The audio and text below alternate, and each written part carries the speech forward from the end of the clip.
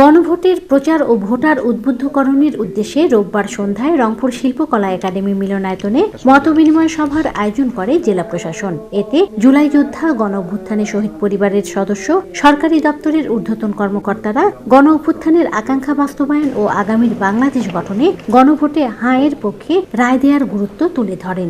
এই গণভোটের মাধ্যমে হ্যাঁ এবং না, হ্যাঁ ভোট দিলে আমাদের যে মতামতগুলো, আমাদের যে প্রত্যাশা, আমাদের যে আকাঙ্ক্ষা, এই আকাঙ্ক্ষার কিছুটা বাস্তবায়ন আমরা দেখতে পাবো। যাতে সন্তান কারো না হারায়, কারো ভাই না হারায়, সেই জন্য এই যে একটা আইন হবে, এটাকে সংস্কার করার জন্যই কিন্তু হাঁকে ভোট দিতে হবে।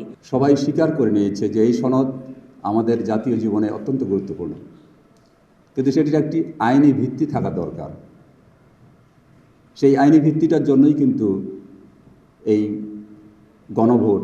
যে আকাঙ্ক্ষা বাস্তবায়নের জন্য আপনি দীর্ঘদিন 17টি বছর আপনি ভোট থেকে বঞ্চিত হয়েছিলেন, এর মধ্য দিয়ে আপনি রাষ্ট্রীয় কাঠামোর পরিবর্তনে অংশ নেবেন। জেলা প্রশাসন রংপুর নির্বাচন ও গণভোট সংক্রান্ত সকল কার্যক্রম আইনানুগ, নিরপেক্ষ ও স্বচ্ছভাবে সম্পন্ন করতে বদ্ধপরিকর। গণ অভ্যুত্থানে শহীদদের আত্মত্যাগ, পরিবর্তনের আকাঙ্ক্ষা বাস্তবায়ন ও 54 বছরের অবিচারের পরিসমাপ্তিতে গণভোটে হাঁ ভোট দেওয়ার আহ্বান জানান মতবিনিময় সভার প্রধান অতিথি, তথ্য ও সম্প্রচার মন্ত্রণালয়ের উপদেষ্টা সৈয়দা রিজওয়ানা হাসান।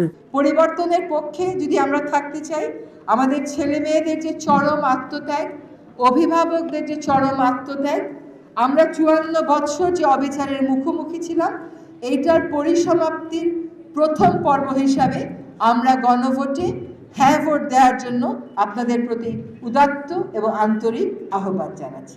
জেলা প্রশাসক মোহাম্মদ এনামুল আহসানের সভাপতিত্বে মতবিনিময় সভায় বিভিন্ন সরকারি দপ্তরের কর্মকর্তা, সুশীল সমাজের প্রতিনিধি, ক্ষুদ্র নৃগোষ্ঠী, ধর্মীয় নেতা, সামাজিক সাংস্কৃতিক সংগঠনের নেতৃবৃন্দ ও গণমাধ্যম কর্মীরা উপস্থিত ছিলেন। মেরিনা লাভলি, বাংলাদেশ বেতার, রংপুর।